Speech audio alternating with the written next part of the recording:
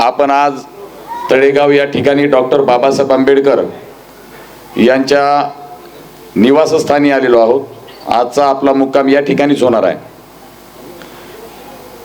आरक्षणाच्या उपवर्गीकरणाची प्रक्रिया राज्य शासनाने तात्काळ थांबवावी या मागणीसाठी जे लॉंग मार्च बीडमधून निघालेला आहे, बीड ते मंत्रालय मुंबई पायी लॉंग मार्च 1 ऑगस्ट 2024 रोजी सुप्रीम कोर्टाने एक जजमेंट दिलं। त्या जजमेंटमध्ये सुप्रीम कोर्टानं आरक्षणाचं उपवर्गीकरण करण्याची प्रक्रिया ही राज्याला प्रदान केलेली आहे।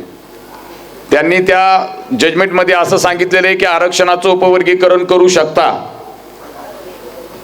पण त्यासाठी जे इम्पेरिकल डाटा लागणार आहे, जातनिहाय जनगणना लागणार आहे, ती असल्याशिवाय तुम्ही करू शकत नाही। म्हणजे एक खुटी त्यांनी त्या ठिकाणी मारून ठेवलेली आहे। पण आरक्षणाचं उपवर्गीकरण करू शकता, कराच असं नाही, ते अधिकार त्यांनी राज्याला दिले। परंतु हे दिलेलं जजमेंटच मुळात असंवैधानिक आहे। कारण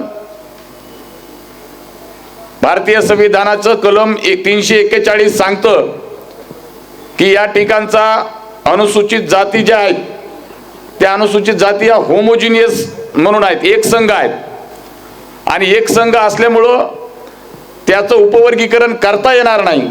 परंतु सुप्रीम कोर्टानं ज्या पद्धतीनं हा निकाल दिलेला आहे, निकालच मुळात असंवैधानिक आहे। म्हणजे आता असं झालं की कलेक्टरचं काम तलाट्यानं करायचं।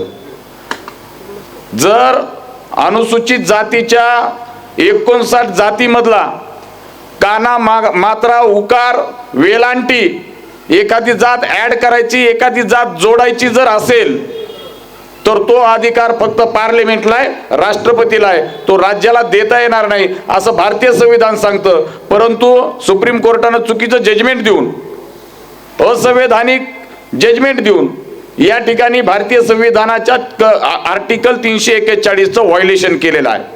म्हणून इथल्या आंबेडकरवाद्यांनी एकत्रित येत बीड ते मंत्रालय मुंबई असा लॉंग मार्च काढण्याचा मानस त्यांनी आखला, आणि त्या पद्धतीनं आज या तळेगाव या ठिकाणी या पावनभूमीमध्ये दिनांक 12व्या दिवशी आपण या ठिकाणी पोहोचलेलो आहोत। रांजणगाव या ठिकाणी आम्ही आलो, सुप्याहून निघालो होतो। रांजणगावच्या जवळपास आल्यानंतर या ठिकाणी काही समाजकंटकांनी गाडी अडवण्याचा प्रयत्न केला, त्या ड्रायव्हरला धमकावण्याचा प्रयत्न केला। त्यानंतर आपले आंबेडकरवादी युवक ज्या वेळेस त्याला पकडण्यासाठी गेले, तो रिक्षा पळून निघून गेला। परंतु आपले जिगरबाज भीमसैनिक आहेत, त्याचा पाठलाग केला आणि त्याला तिथं धरून आणलं, धुतला आणि नंतर पोलिसांच्या हवाली केला। म्हणजे भेणाऱ्याची औलाद नाही ही।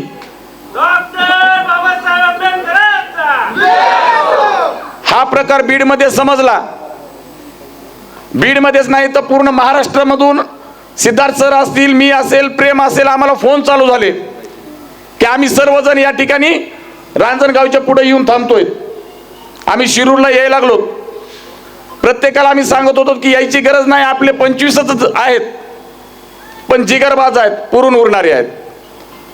मग बीडवरून रिपब्लिकन पार्टी ऑफ इंडियाचे युवक जिल्हाध्यक्ष महेश अण्णा आठवले असतील, त्यांच्यासोबत ते पूर्ण टीम या ठिकाणी या लॉंग मार्च मधल्या प्रत्येक आंबेडकरवाद्याला संरक्षणासाठी या ठिकाणी ते उपस्थित झालेले आहेत। त्यांच्यासोबतच धम्मानंद वाघमारे असतील, तेही या ठिकाणी आलेले आहेत। या पावनभूमीतून एक आवर्जून एक गोष्ट सांगावीशी वाटते की आपल्यामध्ये एक मराठा समाजाचा एक पाटील आपल्या सोबत आहे ताई। तो पाटील या ठिकाणी लॉंग मार्च मध्ये काम करत असताना पुढं नाश्त्याची, चहाची, पाण्याची, जेवणाची जी व्यवस्था आहे ती व्यवस्था पाहावी लागते, आणि त्याची जबाबदारी त्यानं पूर्णपणे त्याच्या खांद्यावर घेतलेली आहे। आणि तो हिरिरीने समोर जातो, त्याचं नाव आहे ज्ञानेश्वर कवठेकर। आंबेडकरवादी विचारसरणीचा आहे। या वर या या. टाळ्या होणं गरजेचं आहे की आंबेडकरवादी पाटील आपल्या सोबत या ठिकाणी उपस्थित आहे. खांद्याला खांदा लावून आपल्या सोबत तो चालतोय.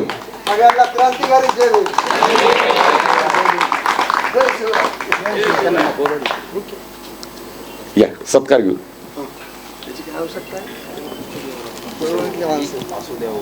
चळवळी ते म्हणूनच चळवळीच्या बाहेरच्या लोकांचा नाही होत.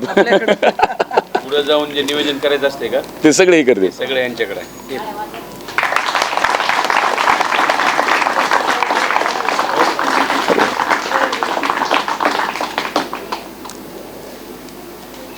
येस. यानंतर याच्यामध्ये आणखीन एक नवलाची गोष्ट अशी आहे, कारण काही युनिक गोष्टी सुद्धा कळायला पाहिजे की या लॉंग मार्चच्या माध्यमातून नेमकं काय काय दडलेलं आहे. बाबासाहेब म्हणायचे, भीमा तुझ्या मताचे जर 5 लोक असते, तलवारीचे तयांच्या न्यारीच टोक असते. आणि सध्या 40-50 जण आहेत ताई सोबत, पण पूर्ण महाराष्ट्राला यांनी परेशान करून टाकले, राज्याला परेशान करून टाकले. आपल्यामध्ये एक नगरसेवक आहेत, रनिंग नगरसेवक आहेत ताई, उदगीरचे सांगवे सर, निवृत्ती सांगवे सर, या इकडे या सर. एकमेव नगरसेवक आहेत. बीड मधून पायी लॉंग मार्च काढण्याचं ज्या दिवशी ठरलं त्या दिवशी त्यांना आम्ही सोशल मीडियाच्या माध्यमातून ते फॉलो करतात. आणि त्यांना ज्या वेळेस समजलं ते मांजरसुंबा या ठिकाणी आले आणि एक रात्र ते आमच्या सोबत थांबले. आणि थांबल्यानंतर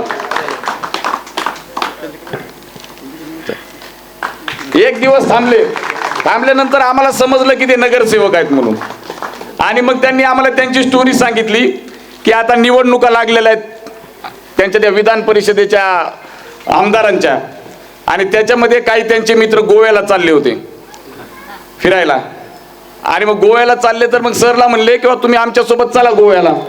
सर म्हणले माझ्या समाजातले युवक पायी लॉंग मार्च मध्ये जात आहे तर मला ते शोभत नाही, म्हणून मी उदगीरून बीडला जाणार आहे आणि तिकडे मी माझी ट्रिप करणार आहे. म्हणजे असे आंबेडकरवादी आपल्या या लॉंग मार्च मध्ये सहभागी आहेत. या लाईव्हच्या माध्यमातून मी महाराष्ट्रातल्या सर्व बुद्धिस्ट नगरसेवकांना आवाहन करतो की सांगवे सरांसारखं थोडंसं स्वतःच्या मनामधलं जे आंबेडकरवादी पण आहे तो थोडासा जागा करा आणि या लॉंग मार्च मध्ये तुम्ही सहभागी व्हा. कारण एक बाबासाहेबांची औलाद सोबत आहे, तुम्हीही आलात तर जरा या लॉंग मार्चला शोभा येईल. जास्त काय बोलणार नाही, परंतु या लॉंग मार्चच्या माध्यमातून आता सरांनी सांगितलं की 1 लाख लोक असायला पाहिजे होते. म्हणूनच मी सर ती बाबासाहेबांचं जे म्हणणं आहे की भीमा वामन दादाचं की भीमा तुझ्या मताचे जर 5 लोक असते, तलवारीचे तयांच्या न्यारीच टोक असते, म्हणून हे 25 जणच अशी ऊर्जा निर्माण करतात की बघायचं काम नाही. काल पिंपरीची सभा झाली, ती सभा सुद्धा इतकी मोठी होती आणि या लॉंग मार्चला दिशा देणारी होती. आणि यापुढं तळेगावमध्ये आम्ही या ठिकाणी आलेलो आहोत, मुक्काम होणार आहे. प्रमुख 20 किलोमीटर रेग्युलर कार्यकर्ते चाललेले आहेत, त्याच्यामुळे माझं मी लांबच चाललेलं भाषण थांबवतो. जय भीम, जय प्रबुद्ध भारत.